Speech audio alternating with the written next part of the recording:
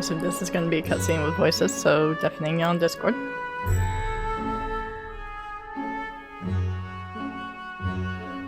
I thank you for your attendance. Yes, of course. The riches the Radiant Host have retrieved were hoarded in Al-Zadal's name. A fortune I set aside for a future day of need. And lo, that day hath come. May it aid our wounded city in reclaiming its vibrancy and vigor. In better times, I would leave such a task to our capable Ahawan. God's rest his soul. Finding myself bereft of his counsel in the here and now, I will assume the responsibilities of mine office directly. Rest in peace. Firstly, the treasure shall be sold for more convenient currency. Thence, invested into the trading port of Yedlamad. Our merchants must have their operations restored, their ships rebuilt. Commerce must flow once. I don't remember him being that wounded at all. None was spared the tragedy of the final days. Of this, I am well aware. I have to, like, go back and see it now. Like, you poor thing. But an absence was created by the loss of Kalzal's consortium. And by filling it, we provide new means for our fishermen, our artisans, and others to bring their wares to distant markets. Eesh. I like those guys' armor. And what of the children who were left without family to care for them? They all gonna die. That is a concern which weigheth heavily upon my mind. The simple gift of coin will soon be exhausted, leaving these young souls adrift on the fringes of our society. Well, why not give them housing? Nay, a proper solution Like is a needed. orphanage. One which doth guarantee their welfare for years to come. Thou hast surely seen how other nations rise to meet this challenge, adventurer. What dost thou deem the wisest course?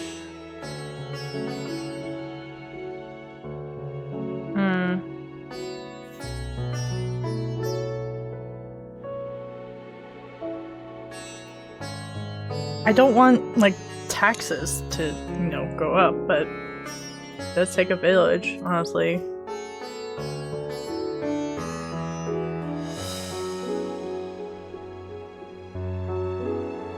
Of course, we must all look out for one another. Let us put this idea into practice. A contract shall be written, requiring all who receive of Al-Zadal's treasure to commit a portion of their future earnings towards the running of an orphanage. That's right. An orphanage. Now, such an influential policy is deserving of a worthy name. Don't look at me! Bitch. Why not honor one of your most successful merchants? I'm thinking the top one.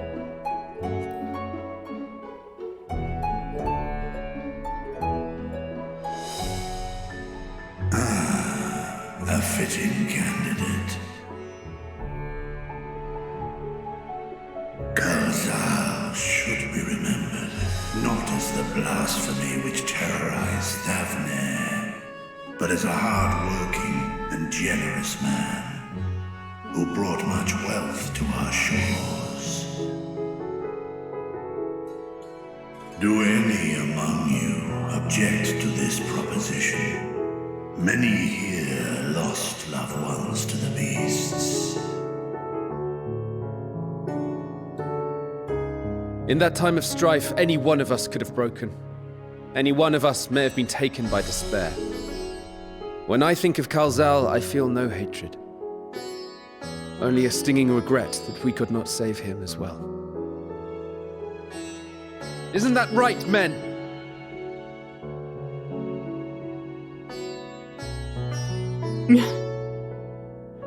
This bodes well for that boy.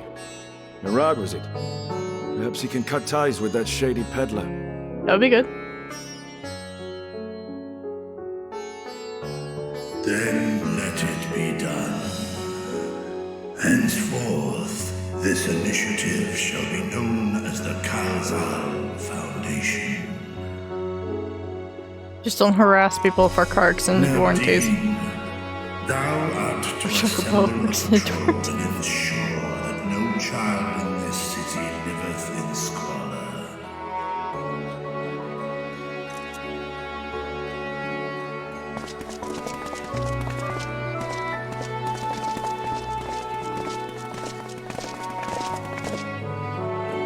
Clerks, see to the management of our funds and make haste. Our citizens must not suffer a day more than is necessary.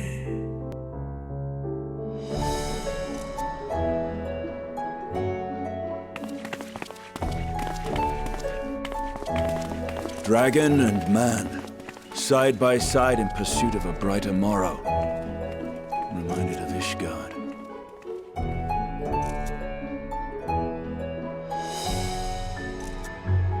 God, that room is so pretty. Yeah.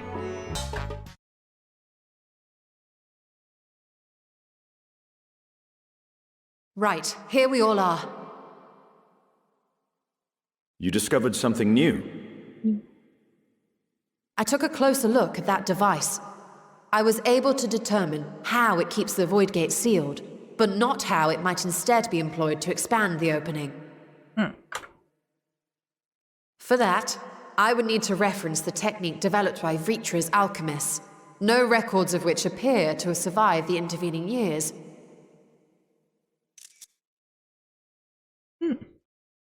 We know this, so why have you sent for us? Have you learned aught of value or not? Nope. Patience, good sir. One must introduce the subject before launching into specifics.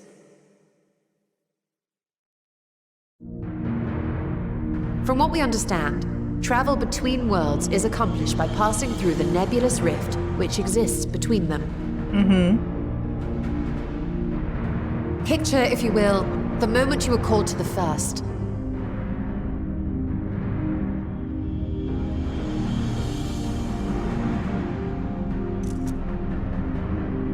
Flashbang.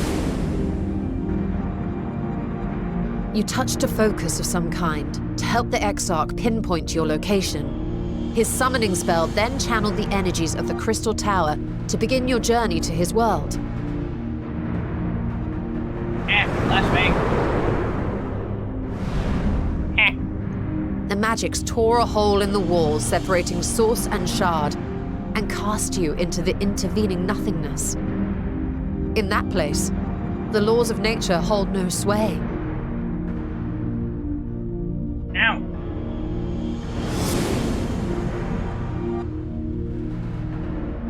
Yet even through this realm of temporal and spatial instability, you were borne safely to your destination in the first.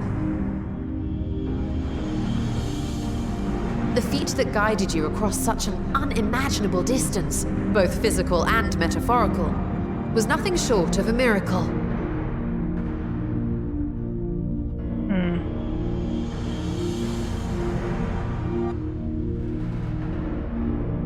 Then what of the many voids found in the source? Who guides them here, and how? An excellent question. Though there are several methods by which the Void's denizens might intrude upon our world, the rituals of summoning are the most typical. For example, let us consider the Gargoyle, a creature of middling power.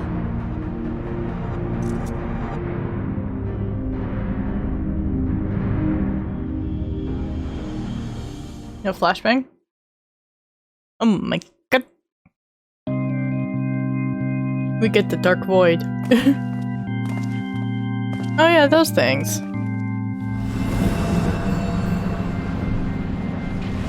To call upon such an entity, the prospective summoner must force open a void gate.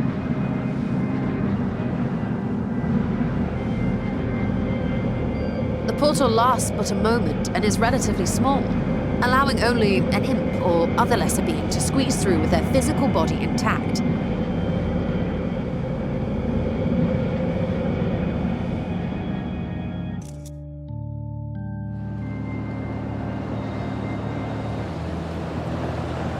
Our more powerful gargoyle, however, is too large for that.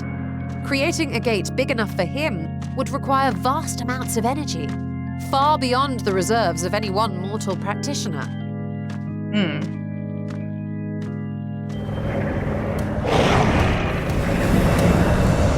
How dare you tease me with this gate, motherfucker? Instead, 'tis far more common to bring over only the entity's soul. We had a taste of that ourselves when a certain exarch dragged us to the first. Oh. Damn it, Raha.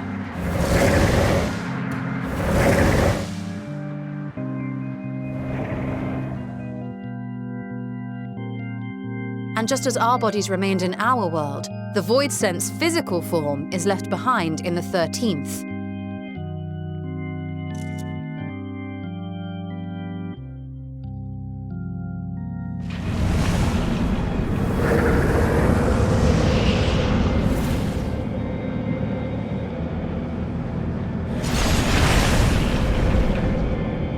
Once at its destination, the summoned soul is granted a temporary shell to inhabit. In the gargoyle's case, a stone effigy has proven a suitable vessel.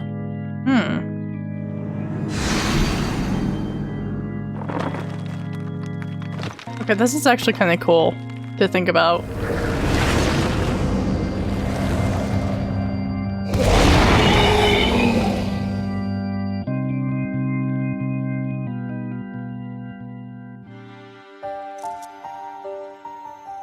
Wait. You said that Voidsent must be called here deliberately by someone in the source, reeled in like a fisherman with his catch. Exactly. For a being to navigate the chaos of the rift, with or without form, there must needs be a guiding agent on the other side.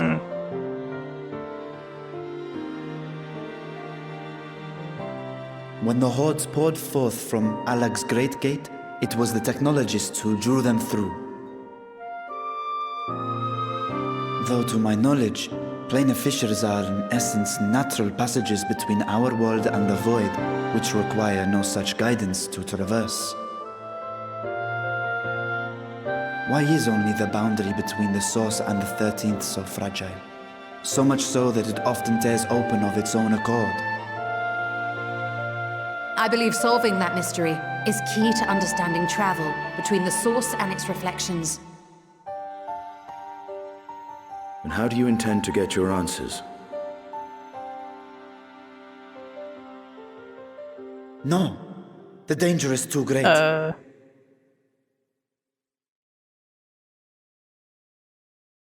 Perhaps. But what some call danger, others think of as course. adventure. Don't look at me like that, woman. She fucking knows.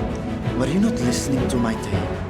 Never mind that the means to expand the gate has been lost to the ages. Even could you force the portal wide enough, you would be greeted by an army of murderous horrors the very instant you step through. Bitch, we welcome danger. I assure you I was most attentive. And I agree that to go alone would be certain death. But But if I were to bring along one who has already braved the 13th and humbled the cloud of darkness, well, I imagine my chances would be much improved. But which Cloud of Darkness, though, to be honest? Like, we fought 2 versions of her. Count me in.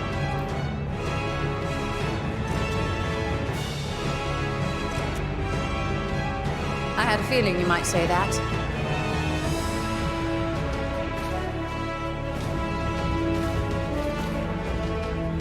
Once again, I put my life in your ever-reliable hands.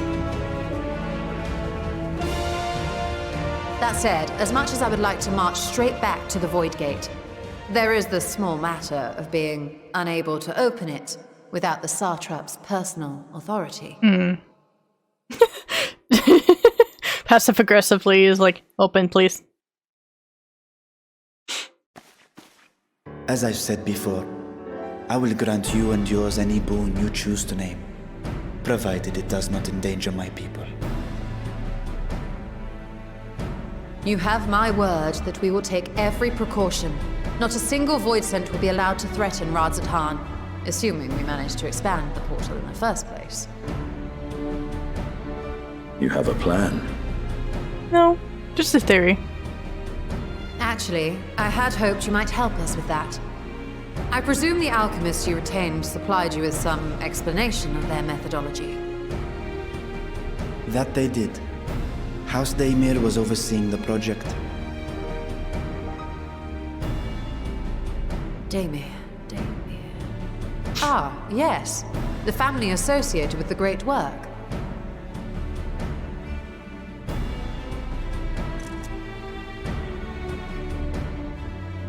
I did not fully comprehend the theory, but their research began with a void scent which had slipped through the fissure. After a thorough examination, they created an arcane simulacrum possessed of similar qualities. A man-made void scent, if you will.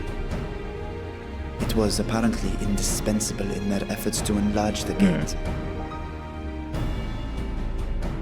A man-made void scent?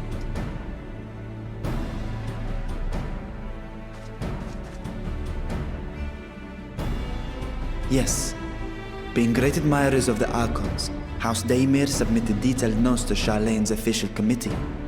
They expected praise and accolades for their simulacrum, and were thus devastated to be informed that their work had been classified as prohibited material. Good Crumb needs to If chill the that's fuck out. true, real then quick. those notes might still be stored in a forbidden archive somewhere. Not Google, of course, since that library had yet to be built. Which leaves us with... Death.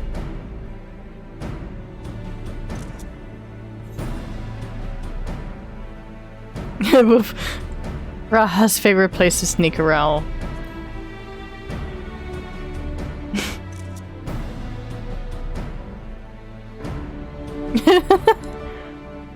Indeed. Numenon's restricted stacks may very well hold a copy. In which case, I say we head directly to Charlene.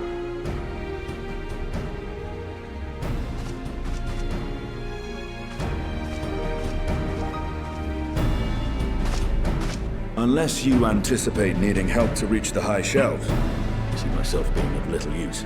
Go on ahead. I still need to find Mirad and tell him about the Kalzal Foundation. Fuck you for calling it short, bitch. Mad.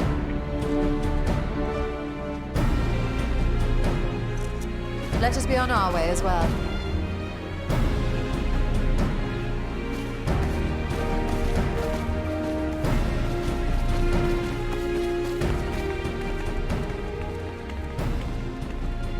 They are resolved to venture into the void. Do I sit idly by?